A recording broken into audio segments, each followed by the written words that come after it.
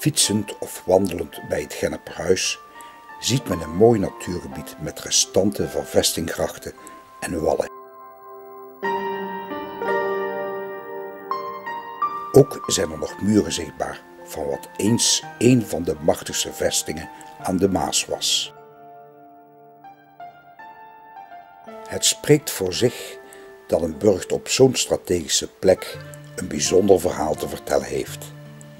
Een verhaal dat al meer dan 1000 jaar teruggaat. De burcht dankt zijn strategische ligging aan de rivier de Niers, die hier in de Maas uitmondt.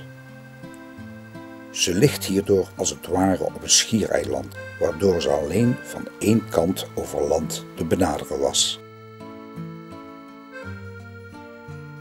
Het had nog een ander voordeel om hier een burcht te bouwen.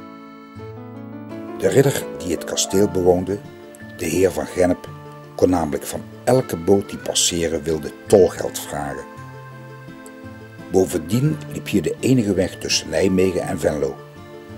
En de heer van Gennep was de eigenaar van het hele gebied tussen de Maas en de uitgestrekte bossen die we tegenwoordig kennen als Sint-Jansberg en het Rijkswald. Ook hier werd tolgeld geheven.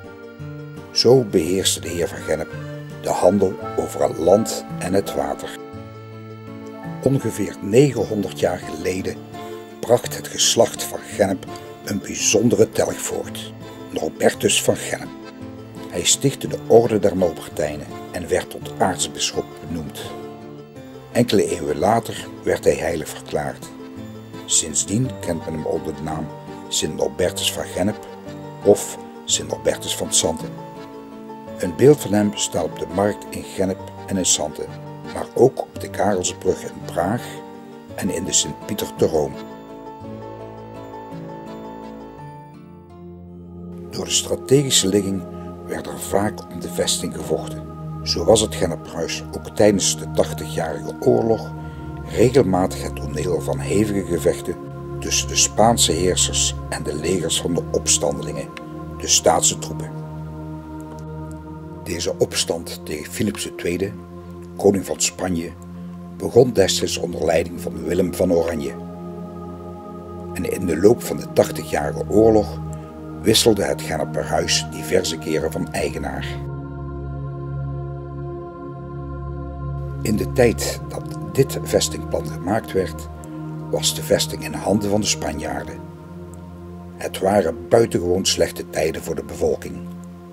Veel mensen raakten hun huis kwijt, totdat het hout en de stenen ervan werden gebruikt om het Genneperhuis te versterken. De mensen werden bovendien gedwongen om mee te graven aan de grachten en verdedigingswallen.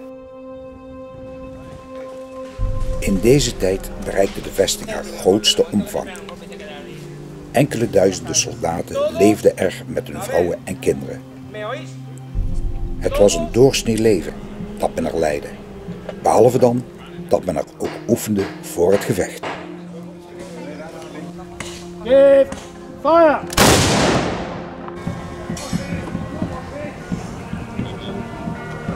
En dat gevecht kwam er. In 1641 omsingelde een reusachtig leger van meer dan 20.000 soldaten het Genneperhuis. Hun aanvoerder was de zoon van Willem van Oranje, prins Frederik Hendrik. De Staatse troepen maakten allereerst versterkingen rondom het Genneperhuis. Ze bouwden loopgraven en wallen in een grote cirkel rondom de vesting. Dit was vooral om te voorkomen dat ze in de rug aangevallen werden. De legerkampen kwamen in Oefeld, Middelaar, Ottersum en in Gennep. En hier in het klooster van Sint Agatha zaten de hoge heren uit Den Haag. Ze wilden zien hoe de prins de Spanjaard in de pan ging hakken, maar ook om te controleren of er verstandig met het geld uit de staatskas werd omgegaan. Het was namelijk een kostbare onderneming. Bij het klooster van Sint Agatha en het huis de Middelaar werd een schipbrug over de Maas gebouwd. Iets verderop kwam een haven waar elke dag boten met proviand en wapens arriveerden voor dit reusachtige leger.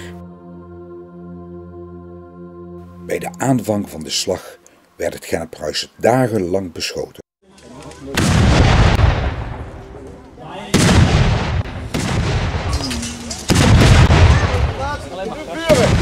Opgeleid!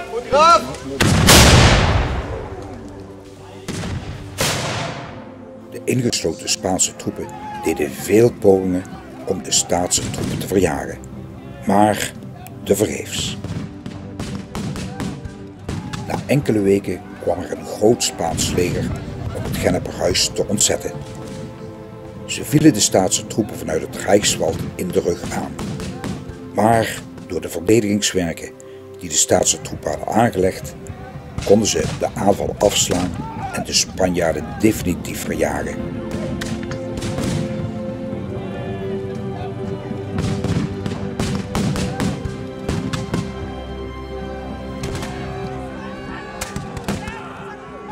Eindelijk, na vele zware gevechten, lukte het de Staatse troepen om het kroonwerk van het Gennephuis in te nemen en een brug over de Niers te bouwen.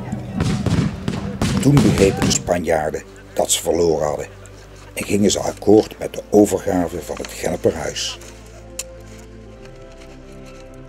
Ze mochten hun vaandels en trommels houden en enkele kanonnen meenemen. Ze zijn toen met slaande trom en wapperende vaandels weggetrokken, richting Venlo. Het was een van de grootste overwinningen van prins Frederik Hendrik in de Hollandse vrijheidsstrijd tegen de Spaanse overheersers. Enige jaren later, bij de Vrede van Münster, kwam er een einde aan de Vrijheidsoorlog en werd de Republiek der 7 Provinciën erkend.